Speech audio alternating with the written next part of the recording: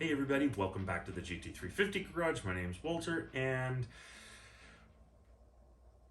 I want to talk a little bit about tuning high compression.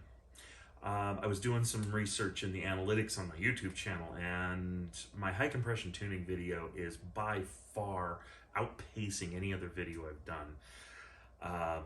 The comments and interaction with my viewers has outpaced any other video that I've done. It's really been pretty awesome. I've enjoyed it quite a lot. And one thing I've taken away from that is I need to do more tuning videos, because a lot of the questions are kind of focusing on different aspects that I couldn't spend a ton of time on in the video. So instead of doing another big video, I'm going to do several smaller videos. This is going to be the first of those.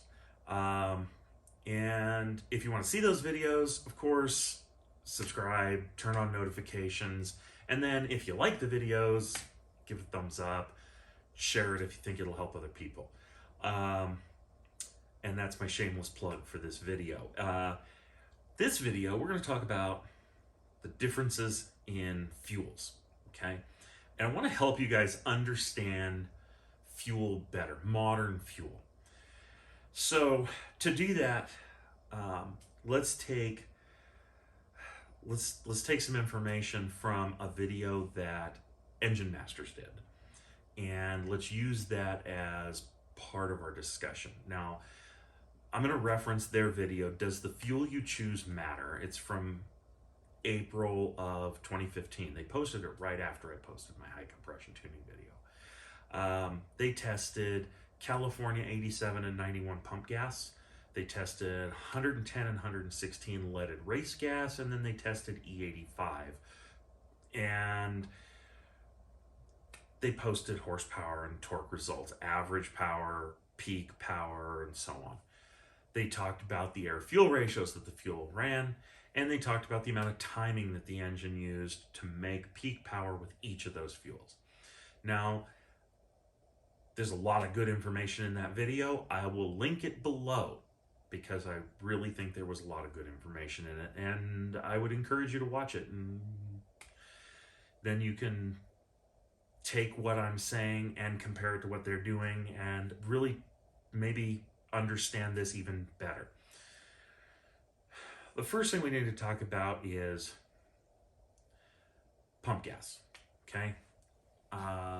Some of the comments that were made on my high compression tuning video was that it was how to detune an engine, and some of the comments, there were a couple of comments that were, oh, you know, modern gasoline's just some watered down crap and it's no good, and if we had real gasoline, we could make real power and we wouldn't have to do all of this stuff. Well,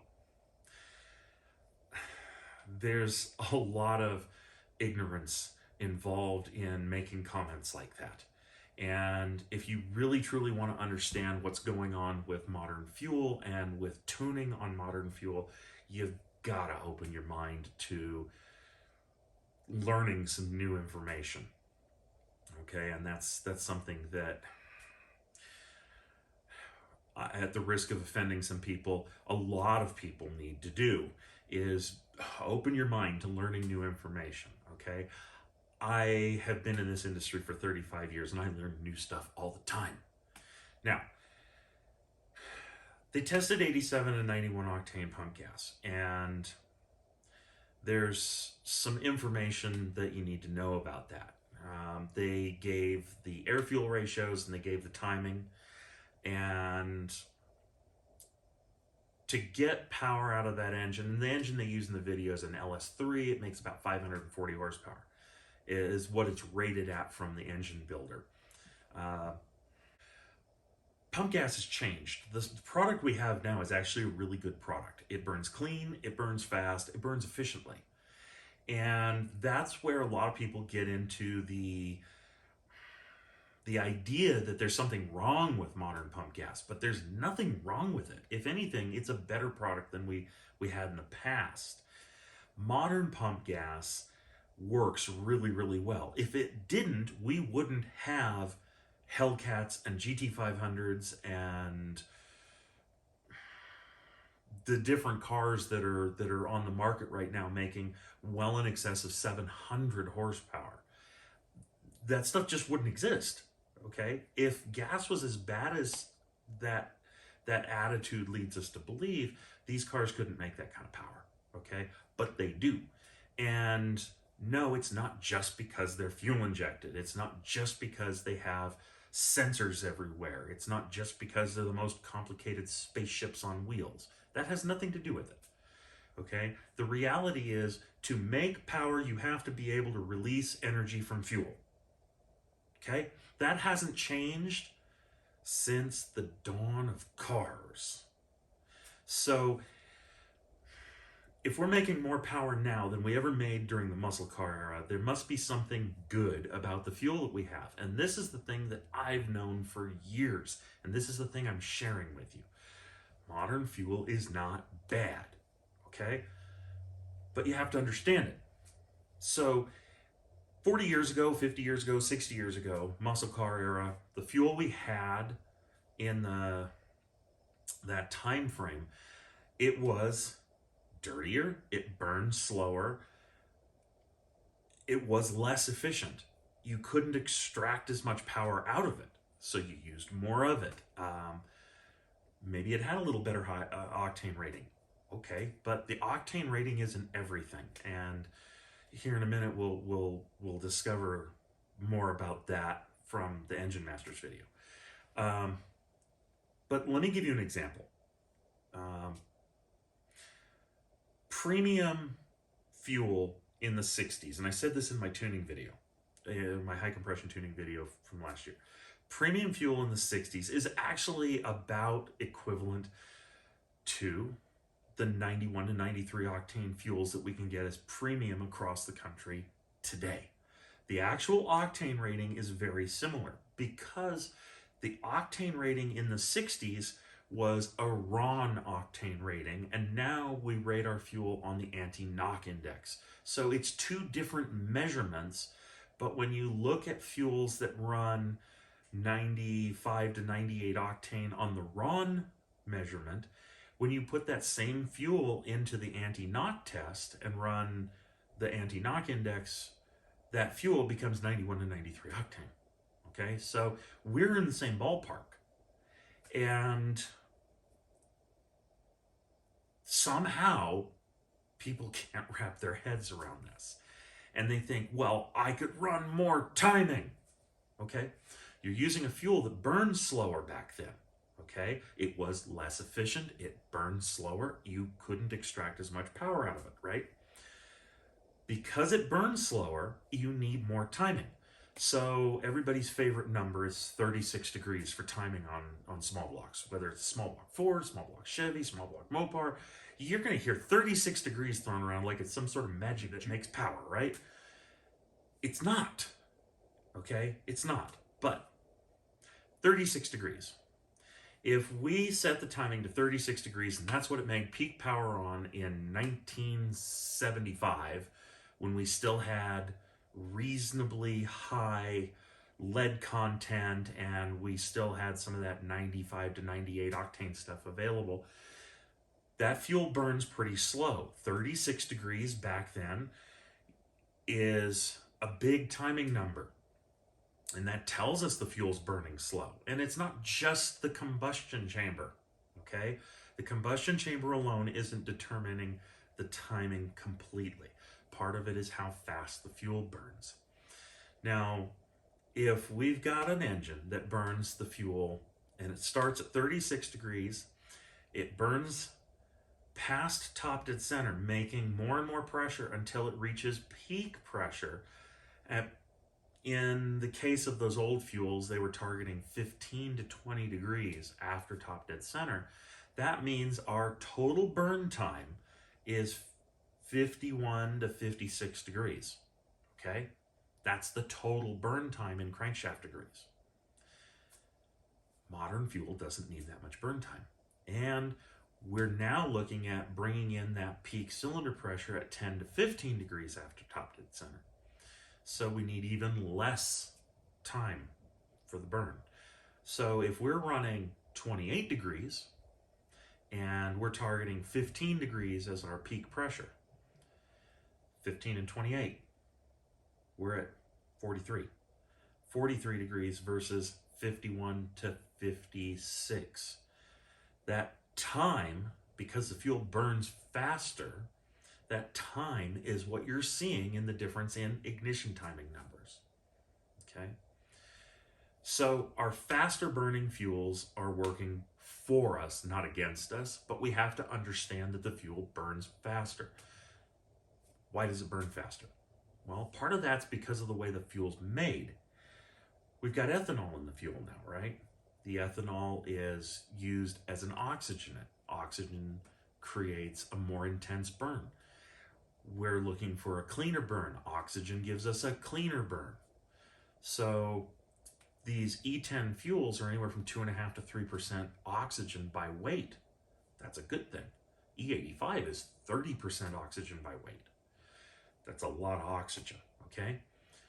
So yeah, E85 burns clean, but because E85 doesn't have any energy content, it takes a lot of it. Anyways, your fuel, for all intents and purposes, your fuel is releasing its energy in the combustion chamber based off of a couple of things: the ignition timing, the amount of oxygen in the cylinder, and the air-fuel ratio that you're operating it at. Now, air-fuel ratio can be used as a way to change the amount of heat in the cylinder when you use the same timing value. So if you run the air-fuel ratio leaner, you'll build more heat in the combustion chamber. More heat will, in some cases, extract more power. And in the case of the Engine Masters test, they ran 12:8 to 1 as the air-fuel ratio on the 87 octane, and they ran 13:5 to 1 on the 91 octane. I'm going to tell you right now, on pump gas, neither one of those air-fuel ratios is acceptable in a street car. If you try and run any engine on 91 octane pump gas at 13:5 to 1, you are asking for problems. I promise you this, okay?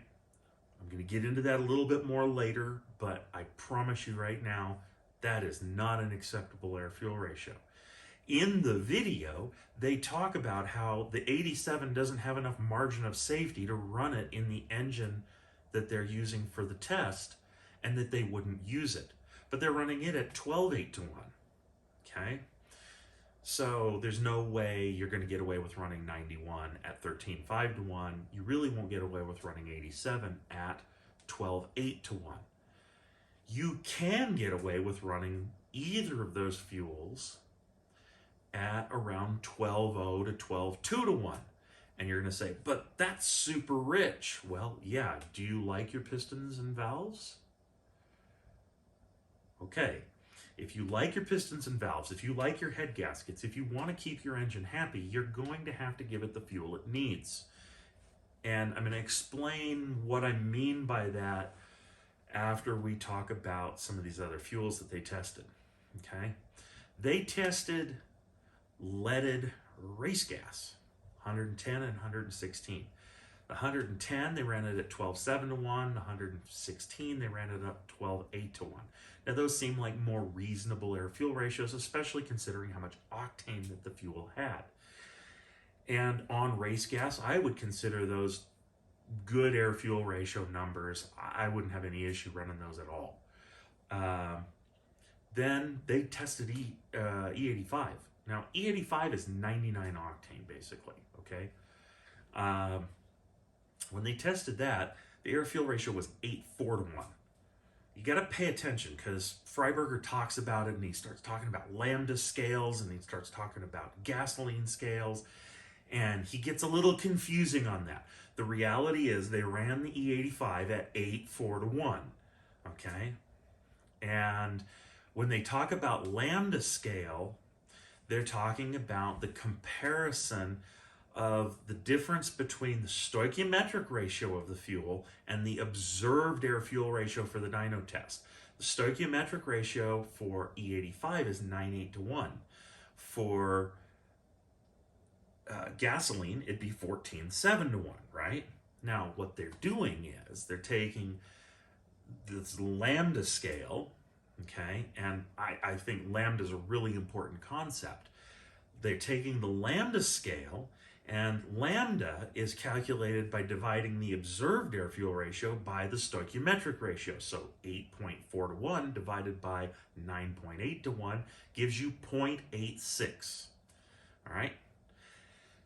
If you apply 0.86 to 14.7 to 1, guess what? It's 12.6 to 1. So that's where he was going with that. But it was super confusing in the video. I promise, watch it. It will have you scratching your forehead and going, what is he saying? That's what he's saying, okay? Is when you convert and you try and find an equivalent air-fuel ratio, okay? So equivalent air-fuel ratios are actually really important to tuning, because if you change from one fuel to another fuel, you have to use an equivalent air-fuel ratio. In other words, if I'm going to tune on race gas and the engine wants 12.7 to 1 and the stoichiometric ratio of the fuel is 14.9 to 1, that gives me a lambda value of 0.85. If I switch to 116, okay, the 116 is a stoichiometric ratio of 15 to 1, and 0.85 lambda happens to be 12.8 to 1 on 116, which is exactly what they saw in the test. And that's where I'm telling you the gasoline, the pump gasoline, needs to be 12.0 to 12.2, because 14.1, if you take that and you multiply it by 0.85, you get 12 to 1. If you multiply it by 0.86, like they ran the E85, you get 12.2 to 1. So 12.0 to 12.2, you're in a ballpark right there. That's going to be a happy number for that engine. That's enough. It's rich enough that the engine's going to be happy. Okay. Now this is something that if you pay attention to the video, they talk about how much timing the engine used on every dyno test. For each fuel, they give you the timing value. When they started off with the 87, they're like, yeah, the engine made peak power at 29 degrees. Then they tested that at 91, and they're like, and it used 29 degrees. And everybody's thinking, okay, 110, here we go. This thing's gonna take some timing now. And it used 29 degrees. And with 116, it used 29 degrees. And then they put the E85 in. And if you read on the internet, E85 is supposed to let you run more timing. But the engine used 29 degrees. And I have no doubt that Steve Brule did a good job tuning that engine. I mean, that's what he does. He's a professional, and there's no reason to blow up the internet and create fake results. So if the engine wants 29 degrees, it wants 29 degrees. Now you might ask, well, how could the engine want 29 degrees with 5 totally different fuels? It's simple. It was the same engine. It was making power at the same speed. So every test, it made peak power at about 6,400 RPM, right? That means the engine's consuming the same amount of air for every test. Here we go. Same amount of air, and then we're finding the ideal air-fuel ratio, which means we're adjusting the energy content that we're delivering into the cylinder to be the same, and then we're tuning the ignition timing to release that energy, and for a given amount of energy content between the fuel and the oxygen in the air, the combustion chamber and the air-fuel mixture conspired to give us 29 degrees on every fuel. Okay? It's a pretty basic situation. That's what the engine wanted. Now, the E85 made an extra 10 horsepower because it has 30% oxygen by weight. But to make that power, because of the air-fuel ratio, if you look at how much air an engine, an LS2, for example, at 6,400 RPM can consume, and we can assume that that engine's running close to 100% VE. If it was running 100% VE for all of those tests to make 540 horsepower, we can sit down and we can say, for a given amount of airflow, based off of the specific gravity of the fuel and the observed air-fuel ratio, we can determine exactly how much fuel by weight went in, right? Then we can look at how much energy content in total for each fuel by weight went into the cylinders. And oddly enough, the math adds up. For each test, the amount of energy content put into the engine is about 540 horsepower with fuel.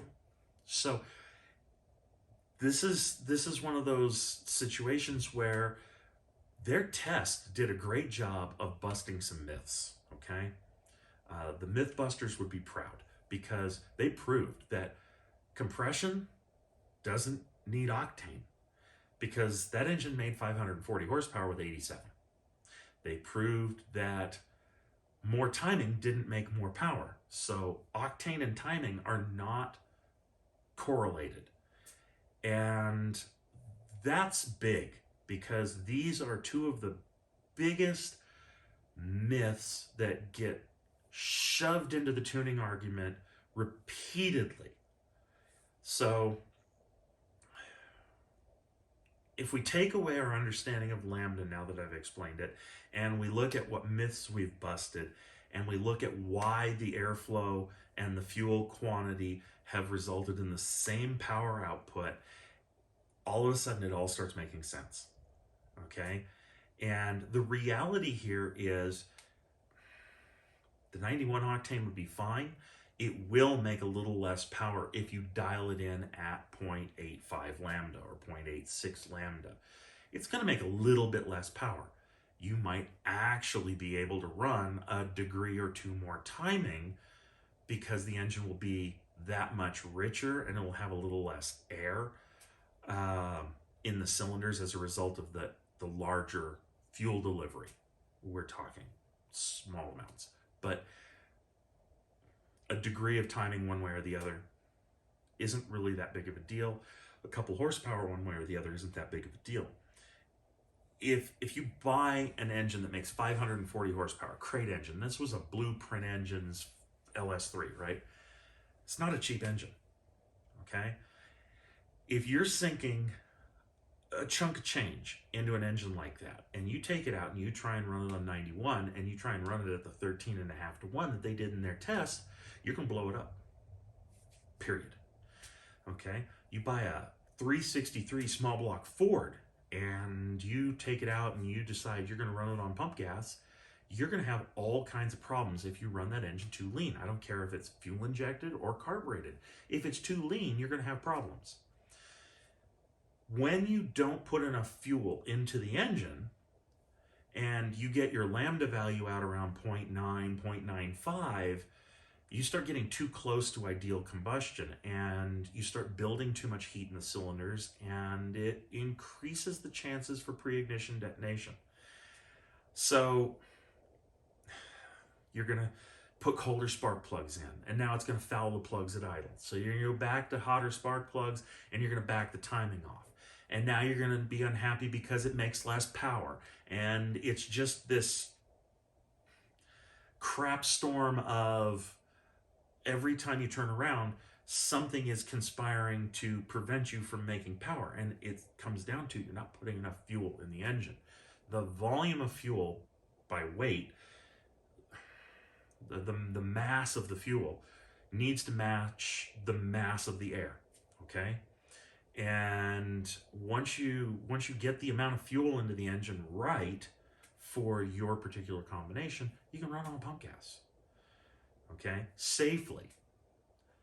If you want to run it on pump gas, give up a couple of horsepower, understand where it makes safe power. And if to do that you need to tune it on race gas, tune it on race gas. Okay? Maybe this is your Friday night track car, but you want to daily it. Tune it on race gas, dial in your lambda number, then tune it on pump gas and dial in your lambda number. Make sure the lambda numbers are the same. Once you have the same lambda number, you're going to have the same energy content in the fuel being delivered, and you're going to get the correct type of combustion. You're going to see the burn release its power over the correct time. You're going to see the temperature in the cylinder work for you. You're not going to have an engine that runs hot. You're not going to have an engine that pre-ignites or detonates. You're going to have an engine that runs safe, clean, and still relatively efficient, even though you're running a fairly rich air-fuel ratio, because the stoichiometric ratio of the fuel is lower. You have to put more fuel in. Okay? The big takeaway here is we're not running 14:7-to-1 gas from the 1960s anymore. We're running 14:1-to-1 gas, in some cases 14:0 gas, for today. We're running a fuel that burns faster. We have to run the timing that it wants, not the timing we think it wants, not the timing that a magazine article from 40 years ago says to run. Building the engine like it's 1985 isn't going to work in 2023, okay? Almost 40 years ago, a lot's changed, all right? I'm a lot taller and a lot balder than I was 40 years ago, and as time goes on and things change, we have to adapt with them. Otherwise, we're going to struggle with how we get these cars to run and get them to run in a way that we can enjoy them. So I'm going to stop on fuel at that. We'll get together for another one of these videos and talk about another tuning concept soon. Again, if you want to see more of this stuff, subscribe to the channel, turn on notifications. If you like the video, give it a thumbs up, and if you feel like it'll help other people, share it. I thank everybody for watching, and I will see you soon.